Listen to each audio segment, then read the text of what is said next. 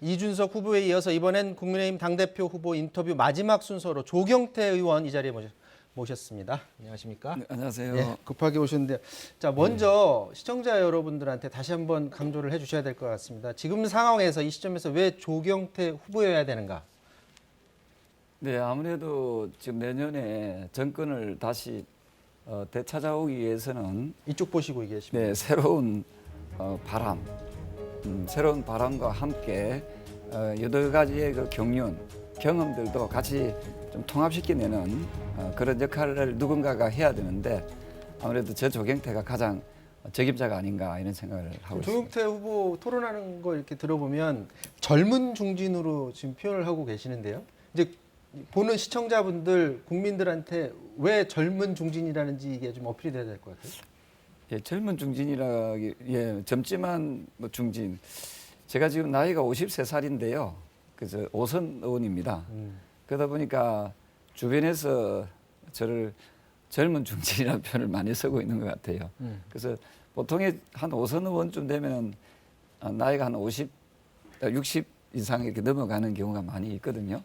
제 같은 경우는 일부 초선 의원들보다도 나이가 더 젊은 쪽에 들어간다고 지금 하고 있습니다. 최근에 이제 TV 토론 계속되는 걸 보면 조경태 후보 그리고 홍문표 후보 두 분만 그 심한 언쟁에 지금 끼어들지 않고 토론을 하고 있는데 나머지 세 명이 굉장히 난타전을 지금 벌이고 있거든요. 지금의 그 상황이 당대표 후보로서 당대표를 뽑는 과정에서 좀 바람직한 방향이라고 보십니까?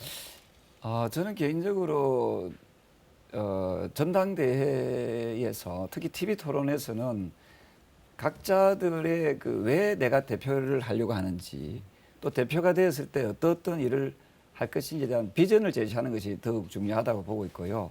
서로의 그 난타전, 언쟁을 주고받는 그런 모습들은 우리 유권자분들이나 국민들의 눈살을 찌푸르는 그런 행위이기 때문에 조금은 그런 언쟁이나 논쟁은 좀 삼가했으면 좋겠다 이런 생각을 하고 있습니다. 오늘 그 현안 하나만 여쭤보면 민주당이 그 국회의원 상대로 자당 국회의원 상대로 해서 권익위에 부동산 불법 투기 의혹 조사 의뢰를 했는데 결과 12명이 나왔습니다. 근데 이제 국민의힘을 이제 압박을 하는데 국민의힘은 권익위가 아니라 감사원에 의뢰를 했어요. 근데 전현희 위원장을 못 믿겠다라고 하면서 감사원에 의뢰를 했는데 사실은 감사원장도 지금 국민의힘에서 대권 주자로서 지금 영입하려는 그런 후보군 중에 있지 않습니까? 네, 네, 마찬가지 논리로 그렇다면 그것도 불공정하지 않느냐라는 그런 비판인데 거기에 대해서는 어떻게 저는 생각하십니까? 거기에 대해서 동의하고요. 저는 또 감사원에서 현재로 헌법기관인 국회를 그 감사할 수 없는 그런 법적 한계가 있습니다. 그래서 저는 국민권익위원회에서 믿고 공무원을 믿어야 되겠죠. 믿고 전수조사에 임해야 된다고 생각하고요.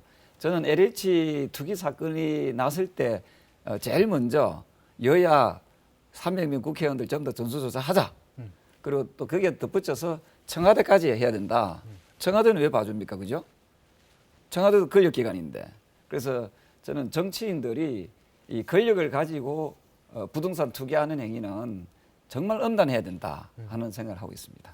자, 그런 의지를 본인이 이제 당 대표가 되면 마찬가지로 권익위에 조사를 의뢰를 하실 테고 네. 만약에 다른 후보가 되더라도 그걸 좀 강력하게 뜻을 전하는 네, 걸로 저는 전하기도 이해를 하고 하겠습니다. 그리고 만약에 그 의혹이 있으면은 그 탈당을 권유하는 것이 아니라 네.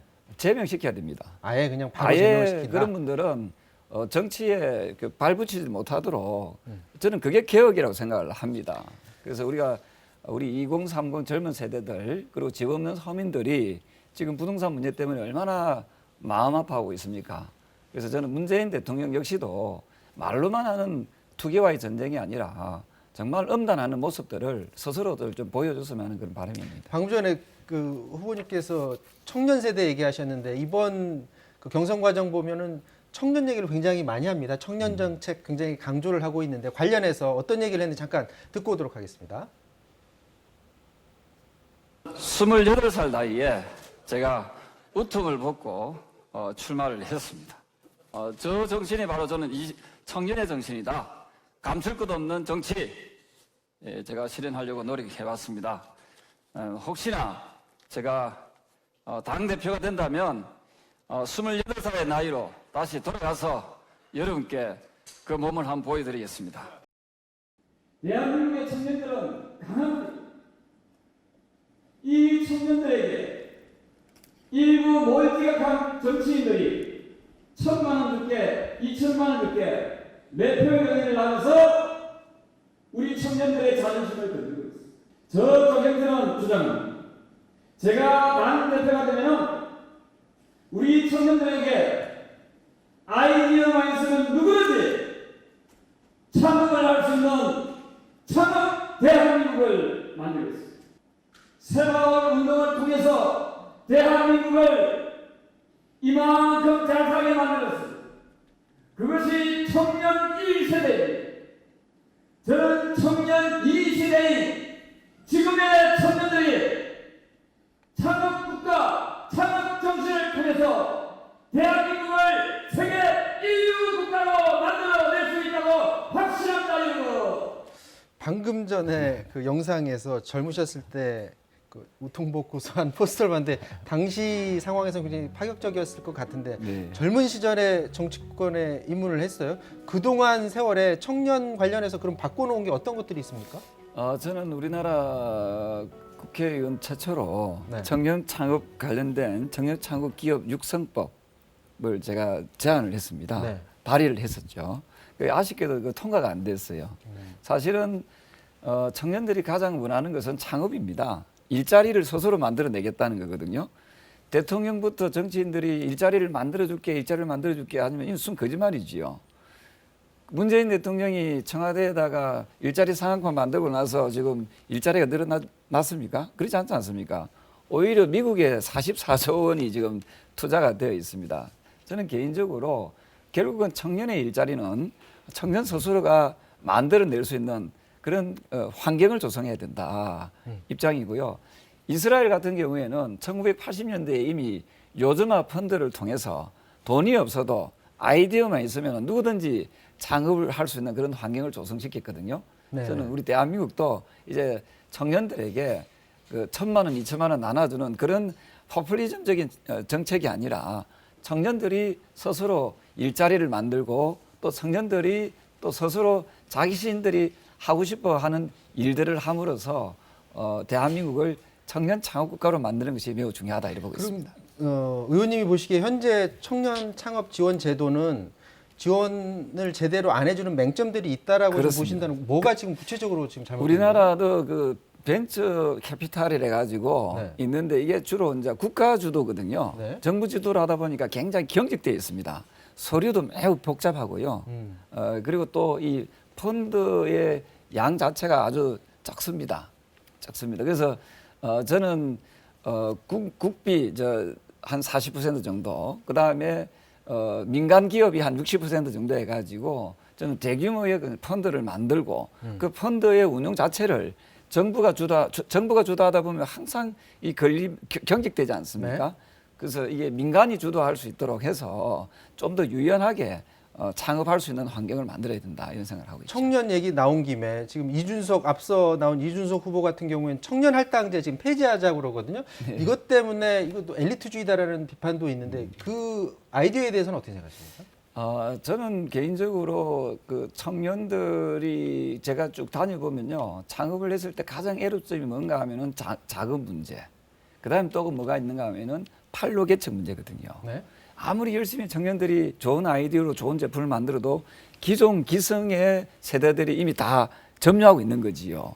저는 그런 부분에 대해서 저는 판로 개척의 기회는 열어줘야 된다 하는 거지요. 그래서 제가 이야기하고 싶은 것은 무조건 그 실력 위주로 하는 것은 그야말로 엘리트 중심의 사고고요. 네. 저는 열심히 땀 흘리고 일하고자 하는데도 한계에 부딪히는 건 청년들에게는 저는 기회가 좀 숨통이 털 수 있는 그런 기회는 분명히 제공해야 된다는 이런 입장입니다. 자, 지금 윤석열 전 총장에 대한 관심이 높습니다. 오늘도 모습을 외부에 드러내면서 많은 언론들의 지금 집중 조명을 받고 있는 그런 상황인데 국민의힘에 입당하려는 듯한 모습을 보였다가 지금 약간 주춤하는 분위기인데요.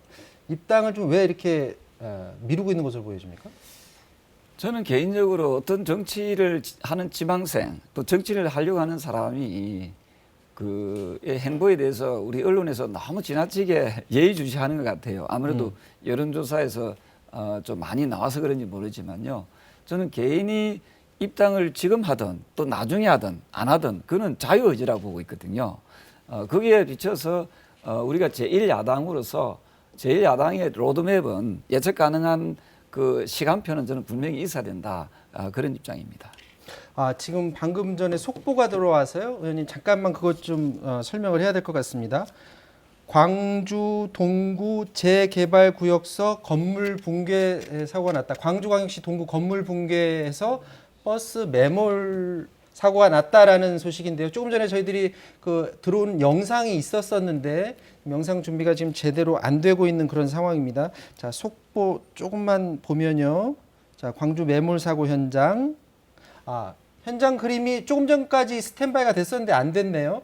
자, 짧게 광주광역시 동구에서 건물이 붕괴해서 버스가 매몰됐다라는 소식이고요. 이어지는 소식은 이어지는 5시 뉴스를 통해서 들어봐야 될 것 같습니다. 자, 조경태 후보와 남은 시간이 얼마 없어서 이제 마무리를 지어야 될 시간인데요. 이거 여쭤보도록 하겠습니다. 개파 논쟁이 토론회 중에 계속해서 불지 않았습니까? 네. 뭐 유승민계다, 누구계다라고 하는데 자, 개파가 있다 없다 많이 하는데 개파가 있습니까 없습니까? 저는 개인적으로 뭐 친수 관계는 있을 수는 있지만 크게 우려할 만한 그런 개파는 없다. 옛날 김영삼 대통령의 YS계, DJ계 그리고 또 친박, 친이계 이런 뭐 치명적인 개파는 없기 때문에 그게 크게 우려할 만한 부분은 없다 이렇게 생각을 하고 있습니다. 이번 그 당대표 경선전이 국민들한테 굉장히 많은 관심을 받았습니다. 그래서 그 경선전을 통해서 조경태 후보 같은 경우에는 뭐 청년 정책에 대해서도 많은 어필을 했었는데 당대표 경선전이 끝난 다음에 과연 당내 후보들 간의 이런 분열 이런 것들 어떻게 봉합할지 이것도 좀 걱정이 될 것 같아요. 어떤 네. 방식으로 그런 걸 봉합해야 된다고 아주 보십니까? 좋은 질문이신데요. 저는 첫째도 통합, 둘째도 통합, 셋째도 통합해내야 된다 보고 있거든요. 네. 그래서 지금까지 뭐 치열하게 논쟁하고 싸운 부분에 대해서는 그 링 위에서 그렇게 싸우는 거고요. 또 링 아래로 또 내려오게 되면 서로 악수하고 서로 격려하는 그런 통합의 리더십을 보여줘야 된다고 생각을 하고 있습니다. 네. 저부터 그런 모범을 보이도록 그렇게 하겠습니다. 자, 국민의힘 당대표 선거 결과 모레입니다. 금요일에 발표가 되죠. 과연 누가 될지 관심을 가지고 지켜봐야 될 것 같습니다. 여기까지 하겠습니다. 지금까지 조경태 국민의힘 당대표 후보와 말씀 나눴습니다. 고맙습니다. 자, 방금 전에 속보로 말씀드린 건물 붕괴 관련 버스 매몰 사고 뉴스는 이어지는 뉴스를 통해서 전해드리도록 하겠습니다. 사사건건 마치겠습니다. 내일 뵙겠습니다.